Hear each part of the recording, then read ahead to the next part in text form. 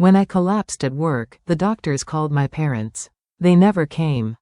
3 days later, still tethered to machines that beeped like unheeded warnings, I unlocked my phone. And what I saw cut deeper than any IV in my arm. My sister's smiling face had tagged me under a photo. Family day, without the chaos. The caption stung worse than the fluorescent hospital lights. I didn't text. I didn't cry. I just watched the likes climb, wondering when family stopped being love and became performance.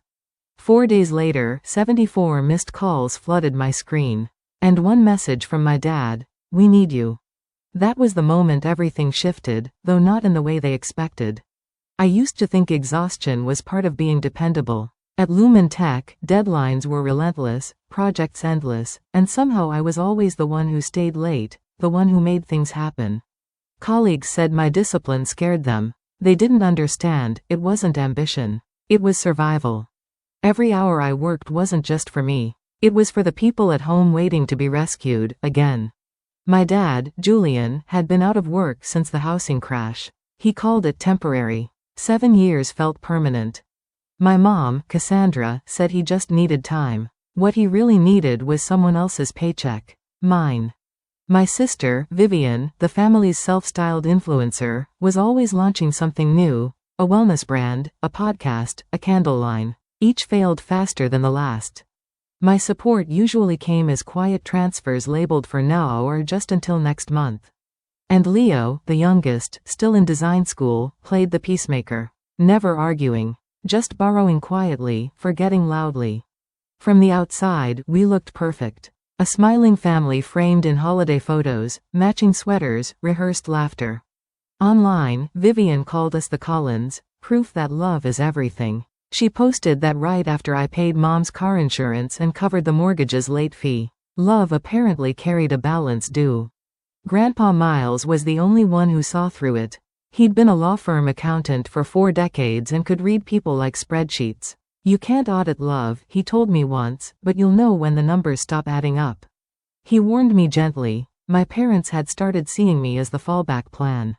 I didn't want to believe him. I'd been raised to think loyalty could fix everything. So I kept fixing. Paid what I shouldn't. Smiled when I shouldn't. The truth? I was terrified to stop. Terrified that if I ever said no, they'd finally show me what love was really worth. The night before I collapsed, I was still at the office at 10 p.m., staring at blueprints I couldn't focus on. My chest had been tightening for weeks. My vision blurred at the edges. I thought it was stress. It wasn't. Even then, as I packed my laptop, my phone buzzed with a text from Vivian. "Can you cover my rent? Promise I'll pay you back next month." I typed a reply, deleted it, typed again. Sure. That was the last message I sent before the floor came up to meet me. The hospital lights were too white, too clean, as if trying to erase what had happened. When I opened my eyes, everything blurred: ceiling tiles, IV lines, a nurse asking if I knew where I was. I didn't answer. I was still trying to remember the day. My phone was dead. My chest ached. The monitor beside me beeped softly, keeping time with something fragile inside me. When a doctor finally spoke, his voice calm but distant, he said, "Cardiac event. You were lucky your coworker acted fast." Lucky. That word stung. Luck shouldn't have kept me alive. Love should have. They told me they'd called my emergency contacts, my parents, but no one had answered. We left several messages, the nurse added carefully, as if the truth might hurt more than the IV needle in my arm. Hours passed. No calls. No visits. Nothing. I watched sunlight crawl across the wall until it disappeared. On the 3rd day, the nurse wheeled in my phone, fully charged. I shouldn't have opened it. But I did. The first thing I saw wasn't a missed call or a text. It was a notification. "You've been tagged in a post by an official account." My fingers trembled as I tapped it open. The picture loaded slowly, sunlight glinting off lake water. My family, smiling around a picnic table. My mom, Cassandra, holding her deviled eggs. My dad, Julian, beer in hand. Leo flashing peace signs beside Vivian, whose caption glowed beneath their perfect faces. Family day, without the drama. For a moment, I couldn't breathe. The monitor's beeping spiked, matching my pulse. The irony was almost poetic. They had erased me while pretending to celebrate family. I zoomed in on their faces, smiling, relaxed, carefree. No one looked guilty. No one looked like they were missing me. A nurse passed by and asked if I needed anything. "No, I think I've had enough," I said. I didn't comment, didn't call, didn't text. I just stared until the phone dimmed, and my reflection looked back at me, pale, tired, but suddenly calm. That kind of calm that doesn't come from peace. It comes from clarity. By the fourth day, I started walking again, slow, unsteady, dragging the IV pole like a second shadow. The doctor said recovery would take weeks. He didn't know it wouldn't just be my heart that needed healing. Then one morning, my phone buzzed nonstop. 74 missed calls. A text from Dad, "We need you. Answer immediately." No apology. No, "How are you?" Just urgency. Command. Panic. I read it once. Then again. The absurdity almost made me laugh. They ignored me when I needed them most. And now they were demanding I save them. But I didn't call back. Not this time.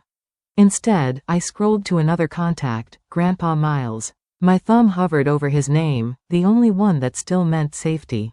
When I pressed call, he answered on the second ring. "You don't have to explain," he said quietly. That was the first time in years someone had spoken to me like I mattered. Grandpa Miles showed up 40 minutes later, still wearing his old brown windbreaker and that unreadable expression. He didn't hug me. He never was the hugging type.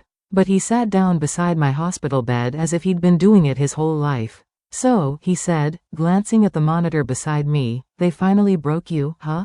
I barely smiled. "Guess so." He didn't ask for details.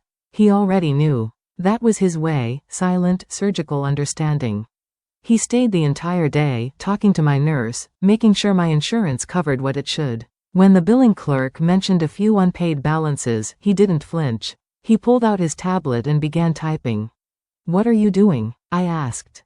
"Taking stock," he said. "Before you start cutting cords, you need to know where they all lead." We went through everything, my checking accounts, automatic transfers, car insurance payments, credit card joint lines. My stomach turned as the list grew. Every week, money left my account like slow bleeding: Vivian's loan, Leo's rent, Mom's car, even a utilities payment under my name for a house I hadn't lived in since college. "How did I let this happen?" I whispered. "You thought it was love," he said simply. "They thought it was obligation." That night, while the machines hummed and the hospital sank into quiet, Grandpa Miles showed me how to shut them off, one by one. Not out of spite, but self-preservation. He drafted a spreadsheet, listing every recurring payment, and handed it to me like a map out of hell. "Tomorrow," he said, "we start with the bank." I didn't sleep much. I kept seeing that photo, their smiles, the sunlight, and hearing the faint beep of the monitor like a countdown. The next morning, I called my bank from the hospital. The clerk recognized my voice. I had been the reliable one for years. By noon, the auto transfers were gone. Vivian's account canceled. Leo's rent deposit stopped. Mom's insurance removed. Each click felt like breathing again. By evening, my phone started buzzing. First, a text from Mom: "We just heard what happened. Why didn't you tell us?" Then Leo: "Can we talk? It's all a misunderstanding." I ignored them all. Grandpa Miles sat beside me reading the paper, pretending not to watch. "You feel guilty yet?" he asked finally. "Yeah," I admitted. "A little." "That'll pass," he said, folding the newspaper. "Guilt's the tax good people pay before freedom." The next day, I left the hospital. Grandpa Miles drove me home. My apartment felt smaller than I remembered, like the walls were listening. I silenced my phone, unplugged it, and stared out the window for a long time. Then, a vibration. Another message from Dad: "This is serious. Call me now. Everything is falling apart." I almost felt sorry for him. Almost. They'd mistaken my silence for surrender. They didn't know silence was the sound of me taking back control. 2 days later, I was back at Grandpa Miles' place in Portland, a small one-story house that smelled faintly of coffee and old wood. He'd cleared the dining table, spreading out files like a general preparing for war. The afternoon sun slanted across stacks of papers: payment histories, account statements, insurance letters, my financial fingerprints, across years of quiet enabling. Every story leaves a paper trail, he said. Yours just happens to be in dollars. He wasn't wrong. By the time we finished, the picture was clear. I hadn't just helped them. When I collapsed at work, the doctors called my parents. They never came. 3 days later, still tethered to machines that beeped like unheeded warnings, I unlocked my phone. And what I saw cut deeper than any IV in my arm. My sister's smiling face had tagged me under a photo. Family day, without the chaos. The caption stung worse than the fluorescent hospital lights. I didn't text. I didn't cry. I just watched the likes climb, wondering when family stopped being love and became performance. 4 days later, 74 missed calls flooded my screen. And one message from my dad, "We need you." And then came the video. Vivian uploaded it that night, a slow, emotional walkthrough of our childhood home, now empty. The camera panned across bare walls and scattered boxes, her voice trembling. They took everything, she said. And guess who let them? The video cut to a photo of me smiling, cropped from a family Christmas years ago. The caption read, "Sometimes blood doesn't mean family." The comments exploded. Sympathy, pity, judgment. Influencers reposted it. My inbox filled with strangers calling me ungrateful. Grandpa Miles watched the whole thing in silence, then stood up, pulled his phone from his pocket, and made 3 calls. Within 48 hours, we had every document, mortgage papers, loan defaults, late fees. They'd used the house equity to pay off Vivian's credit cards and Leo's business venture, a boutique candle studio that never opened. I didn't even have to expose them. The math did it for me. Still, I filed the fraud report. Grandpa Miles and his lawyer, Mr. Clenny, helped prepare a cease and desist order. No contact, no impersonation, no financial claims. We sent it through certified mail, one to each of them. For the first time in years, I slept through the night. The next morning, my phone buzzed relentlessly. Leo's face lit up my screen, pacing outside through the peephole downstairs, arguing with building security. He hadn't been on the approved visitor list. I saw him pacing, phone pressed to his ear, probably calling Vivian. I didn't go out. Later, Grandpa Miles showed up again, holding a thick manila envelope. "They've done something stupid," he said. Inside were printed email exchanges between my parents and a small law firm. I scanned the text once, then twice. They were looking into legal guardianship over me. I read the header out loud. Emergency petition for temporary conservatorship. Miles exhaled slowly. "They tried this once before with your uncle. Didn't work then either. But this time, it could have. If I hadn't already moved everything into the trust Miles set up. If my doctor hadn't written formal statements confirming I was stable. If HR hadn't sent proof I was on medical leave, not terminated." By the time their petition reached the courthouse, ours had already been stamped. Their motion died before it even landed. Still, they didn't stop. Vivian posted again, this time sobbing into the camera. Mascara streaked down her cheeks as she spoke. "Mental illness doesn't always look like what you expect. Sometimes the people you love push you away. We're just trying to help Elise before it's too late." Her followers flooded the comments with sympathy. #pray for Elise started trending. But social media has a short memory, and an even shorter fuse. Someone dug up her old family day without the drama post and stitched it beside her tearful video. So where was this concern when she was in the hospital? The caption read. The tide turned instantly. Screenshots spread, Vivian's brand deals, her sponsored posts from the week I was admitted, her tweets mocking toxic siblings. Leo's Etsy page drowned in backlash. Robert's brokerage clients pulled out. Even Claire's Facebook was overrun with strangers demanding answers. By Friday, their online image collapsed faster than their finances. Miles handed me his mug. "You didn't lift a finger," he said. "The truth did the work." That night, a single text arrived from my mother. "Please, can we talk?" I stared at it for a long time, thumb hovering over the screen. Then I locked the phone and set it face down. Across the room, Miles kept reading. "You okay?" he asked gently. "Yeah," I whispered. "Just done." But they weren't. The next morning, a courier arrived with another envelope. Not from their lawyer. From Robert. Personally. Inside was a handwritten will. He'd rewritten it the week after the conservatorship failed.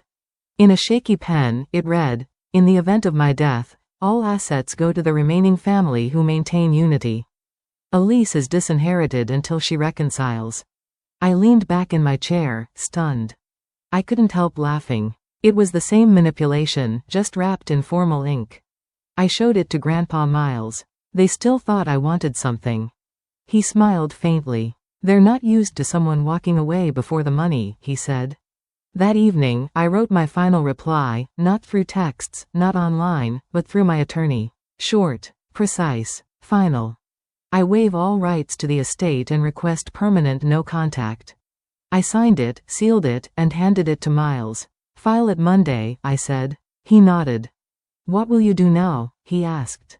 I looked toward the window. Outside, the rain was clearing. I think I'll rest, I said. Maybe somewhere quieter. For the first time in years, I meant it. 2 weeks later, the rain finally stopped. Miles and I packed the few things I cared to keep, one suitcase, my laptop, a few photos that still felt like mine, and drove east toward Colorado. He said he wanted to see the mountains again before winter. I didn't argue. I just watched the highway blur. Mile after mile, the world finally quiet. The cabin we rented sat near a ridge lined with pine trees. No noise, no traffic, no family, just silence, clean and honest. I worked remotely for Lumen Tech now, fewer hours, no pressure. My days started with black coffee and ended with the sound of wind scraping the roof. Sometimes messages came through, a cousin asking what really happened, a stranger saying they'd read the posts online. I didn't answer. I didn't need them to believe whatever version made sense to them. My truth didn't need witnesses anymore. Grandpa Miles would sit by the window, newspaper in hand, pretending not to watch me breathe easier. You did it, he said one morning. You broke the cycle. I smiled. It had only cost everything. He chuckled softly. That's the discount price. And he was right. Because what I gained was worth more than all the apologies, all the inheritances, all the forced family photos combined. For the first time in my life, I wasn't the provider, the fixer, or the daughter who owed everyone. I was just Elise, alive, unowned, finally free. I used to think silence meant defeat. That walking away was the same as giving up. But now I know, silence can be a choice. A border. A kind of peace that doesn't need anyone's permission. My family still tries to reach me through others, testing if I'll break the quiet. I never do. Some stories don't need new chapters. They just need to end. If you've ever been called selfish for finally putting yourself first, I hope this reminds you, choosing peace isn't betrayal. It's survival. They can keep their posts, their pity, their version of the truth. I'll keep my stillness, my laughter, my life. If you've ever had to walk away from your own blood to heal, share your story below.